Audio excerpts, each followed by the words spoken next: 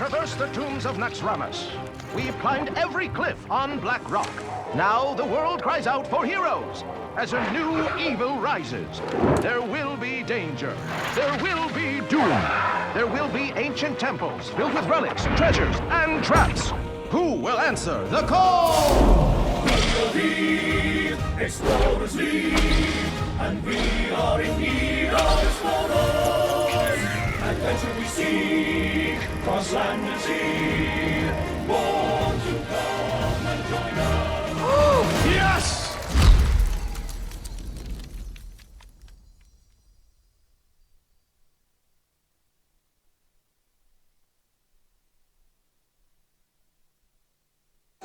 Welcome back, everybody, to the StarLadders and iLeague Series Finals. My name is Frode, and I'm joined by Marcin Nishlovic again to bring you guys another match from Group B. It's Surrender versus Lanshengzhe. So far, we've had a little bit of development halfway through the groups in terms of matches, but we have 3 more today. We're going to have these 2 play, and then we have Jab versus Lanshengzhe, and then Sivka versus Surrender. Oh, sorry, not Surrender. Lanshengzhe to end the game. So that's going to determine who is going to ultimately play in the eliminations for tomorrow and declare themselves the season champion. And Surrender so far is 2-0, which means he's guaranteed to at least go to the quarterfinals. The person who places first in their group will go directly to the semis. And he's playing his 3rd match. We asked him kindly to surrender the seat to someone else and to rest a bit, but he declined. So he's playing again for the 3rd time. After this, he can just rest and see how the other players are playing. If he goes 3-0, if he wins this match, he just goes through as the 1st seed. Could be a mentality thing. Could be a fatigue thing as well. You want to get your matches out of the way and then rest up for tomorrow now that he knows that he's through. Meanwhile, Lanshengzhe is in the position where if he loses another match, he probably is going to be eliminated. Like there's a high chance that he will if he loses this game compared to if he wins and evens it up. So feeling the pressure because China is pretty brutal on their players. I was telling this to you yesterday, right? Yeah. They are super critical, and now that Nicholas Xiaobu has been eliminated, the pressure is on him to perform on behalf of the region. And you know, these guys actually have dedicated themselves to the iLeague. They've even turned down opportunities to play in the Gold League. Gold League is like their version of DreamHack, or it's like the most high-publicized big open event. And they turned down seeds to that event in order to focus on this event. So it would be really sad. It's really sad to see them like focus so much hard on this and then not even win anything. But I'm still really excited to see this match because both of the players, they run a lot of aggro decks. We've seen double Secret Paladin from both. We've seen the aggressive Shaman and Zoo. Let's look at the bans. Rogue is being banned for Surrender again, and Warlock for Lanshengzhe. So we will not know what the Warlock is for now. Really interesting. Again, he has some decks that are good against Rogue and some that are bad, so I can understand that, but maybe he's just banning something that he's not comfortable with in terms of meta diversity. So here we go, game number 1. We have the Zoo Warlock up against the Secret Paladin. Oh man, this is going to be a fast match. Zoo will try to fight for the board control early, and Paladin as well, just confusing with the secrets. Oh man, that opening with double Noble Sacrifice. Secret Keeper is there to help a bit and use the secret to maybe make the Noble Sacrifice useful in a way, but still you don't want those cards in your opening hand.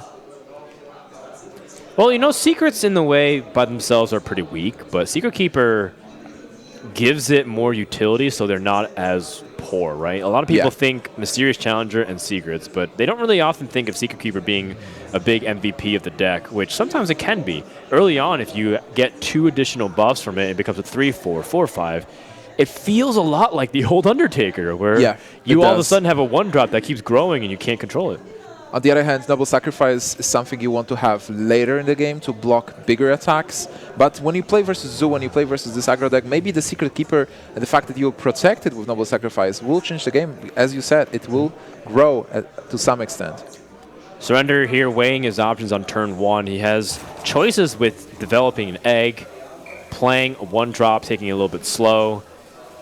I think he doesn't want to get heavily punished and lose his Voidwalker, and then all of a sudden he's stuck in a position where he has to play a 2-drop very weak into a minion that gets double buffed by secrets, which could or could not pay off depending on how it goes. In the meantime, Shangzi is really stuck with playing 1 secret here. He could hero power, but then he makes muster for battle.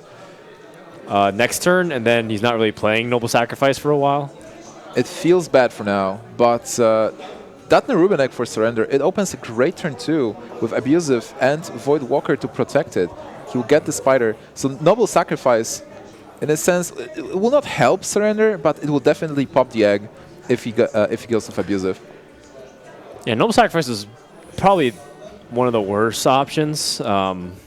You'd rather it be like Avenge or some other thing that doesn't get triggered at all. So the Boosted Sergeant will activate this egg, and it'll run into the 2-1. You'll get the 4-4. And I guess you just play the Void Walker, which is going to get shut down by the Muster for Battle. Yeah, but it's still alright. It protects the minions on board. If there is no secret, if there is just Master for Battle, this means that Abusive will survive this. And you're positioning yourself perfectly. There's also the Knife Juggler and Implosion combo. Oh, that's interesting. Now there's a Knife Juggler and a Noble Sacrifice play. And when you play Noble Sacrifice, you can kill the Void Walker for free. Now there's an interesting interaction where when the Knife Juggler and the Noble Sacrifice combine, it can snipe a minion while in the middle of attack. So if the Abusive Sergeant attacks, it can actually die, and the Knife Juggler Defender still stays there, and you have a 2-1 there summoned. So, is there any chance to protect the Juggler from dying? No, I don't think so. But what it does do is it creates a dynamic where Secret Keeper is not too bad on the board. And because the 4-4 will want to trade it to the 3-2, then all of a sudden you have the Muster for Battle to clean up, and you can clean the board pretty much. Yeah, it's not bad. No, it's excellent. All right, so facing the Juggler, facing a second Secret, how sure you are this is second Noble Sacrifice? You cannot know. It can be Avenge. It looks to be like an Avenge, the way it's set up. Goes for it, gets Power Overwhelming, Deckhand, which is not really useful. Not in Warlock. Blood Imp's not going to do anything, so I have to imagine this is a Power Overwhelming. Yeah, Power makes a lot of sense, especially with Implosion in hand. You'll be able to Implosion on 4, and then one of the Imps on 5 can attack into something like Sludge Belcher. But it's good to consider your options. If you take Blood Imp or Deckhand, you will be able to play them this turn to enforce your board even more. Yeah, that's true. The benefit of it is that you get to play it this turn. All right, so he decided with the Blood Imp, and now the big decision. He can get punished so hard by attacking first with this. Oh, no! Oh! And that is the punish. It's not green anymore, so the knife hits. Exactly. Wow. That's what we're talking about. That was amazing. He was trying to really evaluate it, but the second Noble Sacrifice ended up hitting him really hard, and guess what's coming next? Master for Battle. I just love watching Lanshengzhe. He made those. He had this match versus Jap where there was juggles flying, 20% wins, 25% losses, but this is great. Like, it works. He makes those high risk, high reward plays, and he is rewarded. Well, I don't even think necessarily it was high risk, high reward. I think that was actually the best play, given that you developed Juggler before the Muster for Battle. Because if he played Muster, then he played the Night Juggler this turn, and it's nowhere near as strong with the upside. And now he gets to clean everything up, except for the Blood Imp. I guess he was really hoping for a juggle on it. Blood Imp doesn't matter that much. Is in trouble. Yeah, he needs to do something to come back. Implosion, if he hits for 4, he will have a good chance. But if it's even 3 is okay. Yeah. Not the worst. And let's see. Shangsu has Keeper of Oldemon, which feels like it'd be pretty good for board trades, but he might not need to. It depends on his perception on whether or not he feels like Zoo's board control is looking pretty dominant for coming turns. I think it's a great play, and you want to kill the minions. You want to shut down Zoo to not play any weird things. We haven't seen that much of a deck from Surrender, so there can be a Sea Giant, there can be Reliquary Seeker. You want to shut down the board from Zoo, because Zoo doesn't have that much removal. Here we go. Time to pony up here and shoot some knives back. So he has 2 knives. Potentially 3. Oh, sorry. No, he only has 5 mana. What about going with Defender? Is that an option at all this turn? It's an option. I don't know if that's the best option. Void Walker. Interesting. Voidwalker can stop some damage and protect Juggler, possibly. Look at that deliberately, strictly better option. It's like Goldshire Footman, Voidwalker. Goldshire Footman, Voidwalker. Soulfire. Goes for the Soulfire. This is some interesting choices from Surrender. He's going to use his Soulfire to try to command board position. His juggles end up whiffing big time, not landing on any of those 1-health minions. It's now trading time for Lanshengzhe. He can kill everything beside the Blood Imp and still play Pilot the Shredder and Shield Meebot. So it looks really good. He might want to play Avenge instead of Shielded Meebot. So what's the best way to trade? 3-2. You can kill 3-2 with the dude, with the 3-2 dude. Yeah, I'm trying to evaluate the power of Avenge here, and it's decent. One thing that you have to be considering is that you're running out of cards, and Zoo will be tapping for cards. So I think if you pick off some pretty good trades... Okay, he ends up just playing the Pilot Shredder. It's perfectly fine. Yeah, I like the attack for phase as well. He was able to save more minions, push damage, and Surrender is in a position where he has to trade. He cannot go for phase. Like, Defender of Argus here punishes you, so there's no reason not to trade into it. If you want to be super aggressive, you still have, like, lethal over like, you have lethal representing on board here, but it's like, assuming you don't, you still have it over 2 turns. Soulfire. Discards Defender of Argus. Doomsayer time. Doomsayer, boys. Nope. In fact, that is a big enemy of Zoo. There's so many battle cries in the deck. That's true. All right, so Lanshengzhe takes game number 1 versus Surrender with his secret Paladin deck. Yeah. Pretty important win. Absolutely. And even without Consecration, he was able to take it. And the opening hand didn't look that great with double Noble Sacrifice. That one turn changed everything, I feel. Definitely. And he got some help from Surrender as well. Surrender attacking in the order that he did. Now, to be fair, he played both those secrets from hand. Is it likely that it's 2 Noble Sacrifices? No. In fact, with so many secrets available, it's very unlikely. But I think that's awesome. Because the fact that you start with Noble Sacrifice is so bad that the opponent will not assume your hand was so bad that there is a second Noble Sacrifice. Ends up working in your favor. Those are the most infuriating losses, if you ask me. Yeah, they are. All right, for them we have Shaman versus Warlock. So this Zoo is going to happen again versus a super aggressive Shaman deck. And Sir Finley makes an appearance early. That's right. Sir Finley being extremely valuable for Shaman to replace its hero power with something more direct. Sure, the spell power totem is great, and at times the taunt totem can keep you alive. You'd rather just have damage. Also, Surrender is missing the 1-drop, which is not good for him, but he has Nerubian Egg with Power Overwhelming that can help him to regain board control if he loses it. Insta-call on the Hunter hero power. That's the best one by a large margin. Some people really like the Druid hero power because of Doomhammer, but if you think about it, it's the same thing as the Hunter hero power. You still get +2 damage either way. Versus Freeze Mage, it is a bit better because you get the armor. And sometimes you take life tap. But yeah, that's Totem Golem. It's a great card.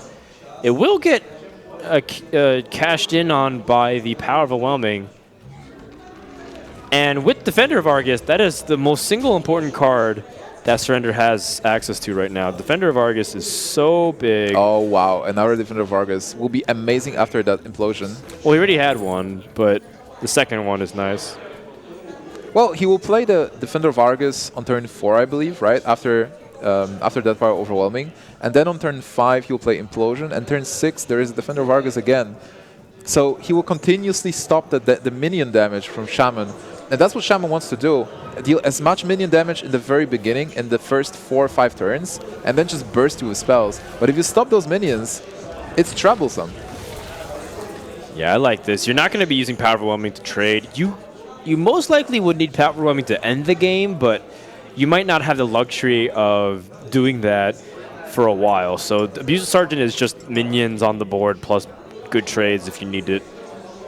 It's like a halfway point. It's kind of Power Overwhelming. It's a little bit of those 2-1 action. That's what makes the card so good. Abuse Starch is one of the most efficient minions in the game, damage-wise.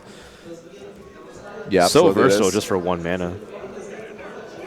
Lanshengzhe is playing Wolf Rider. What do you think about that choice? Huh. Well, I'm slightly more interested in the fact that he didn't trade into the Nerubian here. He has the Lava Burst, so he probably just wants to Lava Burst it down. Yeah, but by doing so, now there's like a legitimate target to Defender Vargas as time goes on. 4 on the Implosion. Not bad. And this might be really troublesome for Lanshengzhe because most of the aggressive Shaman builds do not run Lightning Storm. Some run 1, some even run the Elemental Distraction. But That's my personal favorite. Elemental Distraction? Yeah. It's interesting, yeah. But most of them has no AoE. You just go face with whatever you have and burst down your opponent. I've been really liking the Demigod build of this deck recently. He uses Flame Jugglers instead of Knife Jugglers. Yeah, I tried it as well. And it's pretty effective at taking apart these early game board states where you have a lot of 1-health targets that are just so annoying and you want to pick off. So I think it's great on ladder because you face Paladin most of the time, and Flame Juggler, if it hits the shield and shield mini bot, is great. yeah, or you play it like Muster for Battle, control the state of the board a little bit. Yeah. Here we go. Wolf Rider to the face. That's like what you have to do.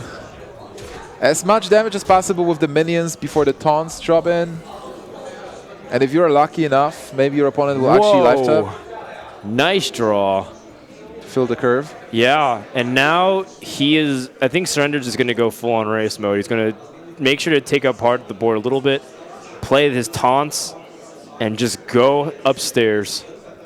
So what's the worst case for Surrender? He is essentially at 14 with Leper Gnome being active. If Crackle hits for 6, there is 11 points of damage. So only 3 points of damage to seal the game. So he's on a 2-turn clock. Well, he's going to try to put his opponent on a clock instead. I'm liking the fact that he went for the Abusive Sergeant as well, because that's more damage onto the board than Voidwalker. Voidwalker might be too passive, and he's counting his damage. But he is actually missing. He will not be able to win next turn, right? This is 10 plus 6, 16. He's 1 off. Well, because he traded, he's 1 off at the moment. Yeah. And You're that right. might be it. If Lanshengzhe actually gets another burst card. Oh, man. He's realizing it now. Whoops. Awkward. Yeah, Surrender with a little bit of a slip up here, but it's fine. Just put all the taunts in the world you want. Kind of like a beginning deck of Hearthstone. You're like, I don't want to trade faces, or I don't want to lose health at all. I don't want to trade. Actually, Lanshengzhe can actually win with the totem. Crackle. Oh no, Crackle. Yeah, yeah. Crackle. Crackle and the hero power. Crackle, boys. Here we go. 5 damage. 50% chance to win. Right here, right now. Just to Crackle the face, he shakes his head. No, it's just a 3. You win, my friend. Oh, and Surrender escapes by the hair of his chinny chin. So close and so far away. Yeah. I love his isms, man. It's so fun. Yeah. He like always scratching his head and like very expressive. It's great. He seemed nervous when he played his first match, but Yeah. now he seems to be in his zone. Like, he's enjoying himself. Surrender always looks like he's taking a standardized test. Is basically what it is. He's always just like, oh God, how am I going to figure this out? Oh man, how much time do I have left? Oh man, I really should have eaten breakfast. Like all those thoughts really go through your mind as you wake up at 6 a.m. It's like, where's my TI calculator? Here we go, game number 3. Aggro Shaman again, this time against Secret Paladin. This is a matchup that is what gives Aggro Shaman life in the metagame. It's the fact that you can be really aggressive and kill them before Mysterious Challenger is why this deck is even considered viable. But we in haven't the first place. we haven't seen the Trogs yet. I really want to see the Trog opening. Maybe that's a bit cruel for Surrender. Well, we saw it yesterday. Shangzi got a couple of Trog openings that really accelerated him forward. Or not him, it was Shabu. Shabu, yeah. I apologize. Shangzi didn't play yesterday. Shangzi, by the way, means cleric, kind of like the Northshire cleric. Lan is blue. So, oh, Nimsh, you can speak Chinese. Well, you told me that, so I'm trying to copy Nimsh, you. I was just kind of playing I can speak some Japanese. You can speak some Japanese. Yeah, That makes a lot of sense. a bit. You can't cast in Japanese though, right? No, absolutely not. Can you actually order food or anything in Japanese? Yeah, you just raise your hand and shout food. That works every All time. right. Yeah, food is a universal word. I like it. Looks like the Shaman here getting a really early curve is pretty big. Having a shielded mini bot and then passing is not desirable in the slightest. Taking a look at Surrender's hand, he's got all of his high curve. A lot of good options though, because he has something on turn 4 and 5, 6, 7, 8. Yes, but how long can he last for? Because the Totem Golem's going to be whacking him. It's going to deal some damage for sure. Even if he gets Keeper on the next, or Blessing, it's still a bit passive. So Lanshengzhe will take the opportunity to deal as much damage as possible, and he has Doomhammer and Rockbiter. He really wants to Doomhammer next turn. That's why he's not going for a Coin Argent Horse Rider. So he goes for the play where he can set up a Doomhammer. People are like, why don't you just get an easy trade? That's so good. But it ends up being exactly what he needs. And look, this is one of the very rare situations where you see Keeper of Voldemort do nothing. Well, it does kind of well, it's not even healing. It sets the health. No, it's literally doing nothing, Nimsh. Okay, there's no Battle Rage for if Keeper of Voldemort is just a worse Spider Tank here. And there it is. It still Doomhammer contests time. the free. What are you going to do here, Nimsh? So if you go for the Doomhammer, you lock mana. So on the next turn, you will have free, which is all right. You have the Horse Rider. What I say it's hammer time. It might be hammer time, but you might want to kill the Keeper even. And keep your minion alive. Taking 6 doesn't matter at this point. What matters is keeping a minion. Going 7 to face is fine as well. It's not fine. It's awesome. Whoa! Yeah. He is definitely not looking forward to a cog hammer, so he is going to stop this right here, right now. It's a good move, and this is what he was doing in the previous match, where he uses all the things he has to keep the minions alive, to deal consistent damage with the minions. Yep. So what you can always look forward to is when you're making these kinds of trades as the aggro player is what kind of damage are you gaining by protecting the minion. And so what he did is he traded 4 damage and 6 health, but that's irrelevant. He traded 4 damage for 3, and that's okay because the upside is if he keeps that Totem Golem alive for 2 turns, he gets 6 instead of 4. Yeah. By the way, the game is over, I believe, with Mystery's Challenger dropping and Lothep killing the free. You go for Noble Sacrifice with the Horse Rider, and then you have enough to finish the game. He will have full mana, right? So he can play the Crackle and the Lightning Bolt as well. And Rockbiter, yeah, just to seal everything. That's pretty brutal. But this is kind of what this aggro shaman is for. It's to snipe the Paladin deck. To burst it down. And now you guys kind of understand why, even more, why people aren't banning Paladin off the lineups. Goes for face attack. That's his best chance to win. But he is not winning. Not by a long shot. And that's going to wrap up game number 3 here. Lanshengzhe goes to match point off the back of his aggro shaman against the Secrets Paladin. Secrets Paladin is great, and it can really win a couple of games. But I want to enjoy this moment with Shaman actually winning and being kind of back in the meta game. Shaman is, right now, it's the worst class, or the least played class. And with elements going to destroy, surrender. Go ahead and throw that out there, huh? Yeah. Shaman's the worst class? I agree. I think it's probably the worst. It is the least popular class, at least. All right. Sure. I think the crowd get a kick out of that Crackle there. It's going to wrap up the game. You know, when I look at the rankings of where classes currently sit, it might not be the weakest class because Aggro Shaman's pretty good, but it certainly definitely is one of the least chosen classes because of its perceived power. And people really want to play the mid-range Shaman at some point again, but it doesn't work in this meta At this rate, playing mid-range Shaman is like playing Watcher Druid. Yeah. It's like an old school deck thing. that's like, yeah, it used to be viable once upon a time, ha ha ha ha. And it's so sad because we haven't played mid-range Shaman in the previous meta game because of Hunter. But now Hunter's gone. But you still can't play the deck. Yeah, right? Everyone's like, nah, as soon as I can't wait for Hunter to get nerfed and mid-range shaman be viable. And it's like, lol. Wait for Paladin to rise up. Here we go, game 4. This could be the victory that Lanshengzhe is looking for and put Surrender on his first loss, opening up the group to more development. If Surrender wins here, Lanshengzhe is almost certainly...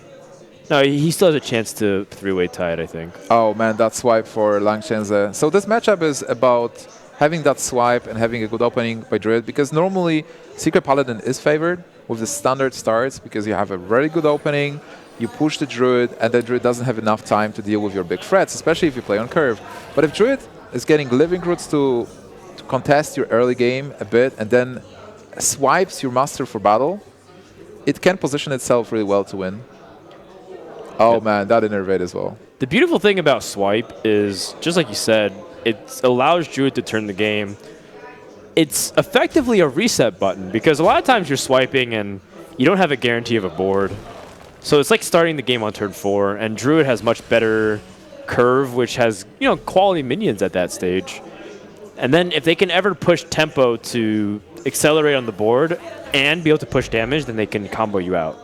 Yeah. The difference between starting with Living Roots and without Living Roots is so massive. Also, that innervate was super important because right now Lanshengzhe can dictate the tempo of the game, just dealing with the board and dealing damage himself. But one of my favorite things is to count how much damage Living Roots does. Because right now it's looking like he just hero powers and kills us all, but the Living Roots sneaks in 2 more damage. Yeah. And then it'll be 26, but then your opponent plays something like Shredder, and then it's, 24. And it's all of a sudden, it's like, this 1-mana card did like a fireball's worth of damage or even more. Oh, he goes for Savage already. Wow. He's going ham. That's pressuring. He's in combo range. Oh, wait. It's turn 5. He's not messing around. Yeah, it makes sense. You're forcing Paladin to trade into your minions. You are with the better board. You still have the swipe as a follow-up and Lothep to seal the game and win before the challenger drops by. Oh! That's a YOLO miracle player. Is that a second Millhouse that we've seen today? Yes. And okay, that's probably not the second Millhouse for Lanshengzhe, but... Nimsh, it's so funny, man. You know what? It doesn't matter what nationality, what age, what gender, it doesn't matter where you're from. We all have one common enemy, and it's Secret Paladin. These people here in the crowd love seeing Secret Paladin get dumped on. If there's one thing that we have in common is maybe we don't like the same food, maybe we don't like the same music, but we can Everybody all agree hates Secret Paladin kind of sucks. I absolutely agree with you, Frodan. Also, the fact that everybody's cheering is great. That's what's just funny. Whether or not you're a big fan of Secret Paladin, I mean, in the end, it's kind of cool that a deck like this exists, but you'd be hard-pressed to find a player that doesn't find it very oppressive on the metagame. Hoi. I mean, that's not to say that this deck... First of all, I like that. I like the fact that Secret Paladin exists in the metagame. But it is oppressive, and for a very long time, because it was introduced in, what, September? August? Yeah, August, September. Yeah, it's January now, so... And it's nowhere... It's not going anywhere. It's staying for a couple of months. It's half a year now, if it's going to be that long, going into February. But, it looks like he's just going to shut this down. Very straightforward plays from this point on. Drew's not going to be doing too much more. Most likely just going to Living Roots it and then push for face. He's so close to lethal. Interesting that he's playing double Living Roots. It means that his deck wants to counter those aggro decks. And I wonder if he even runs an Aspirant. We haven't seen it, right? He might be playing one. A lot of people are cutting one. I like no Aspirants. No Aspirants at all? Personally. But... it's all stylistic, depending on how you want to attack your Druid. And is that lethal? No, he doesn't have enough for... It's not exactly the hero power. But still, it's a good position. The question... Lotheb is probably the best. Although Druid the Claw, like, you actually protect your Millhouse.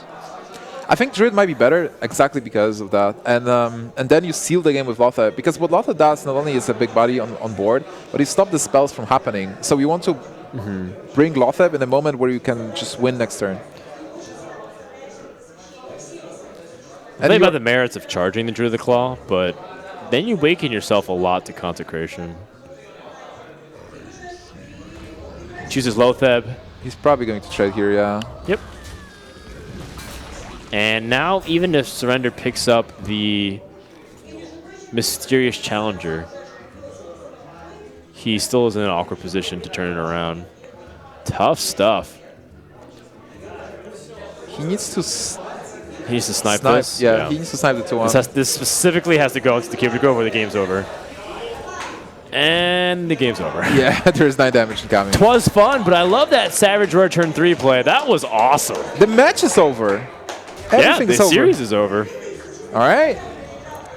So Lanshengzhe on the back of his Druid deck, a very aggressive play. Just Savage Roar on turn 3 was it, after Innervated Shredder. That's right. Takes the game, takes the match. Stays alive in the tournament, which is so big. Not just for him, but again on behalf of the region, because China again, they're not the biggest fans of their own players. They always just like, they just kind of do their own thing. Huge ovation from the crowd. Everybody laughed. Lanshengzhe he defeated the Secret Paladin. He's playing aggro decks, and he's playing really well. Shout out to the crowd, by the way. They're really nice to support every player. It doesn't really matter. They don't see any kind of ethnic background. They just kind of see people who play Hearthstone, and more specifically, they see a guy that killed the Secret Paladin.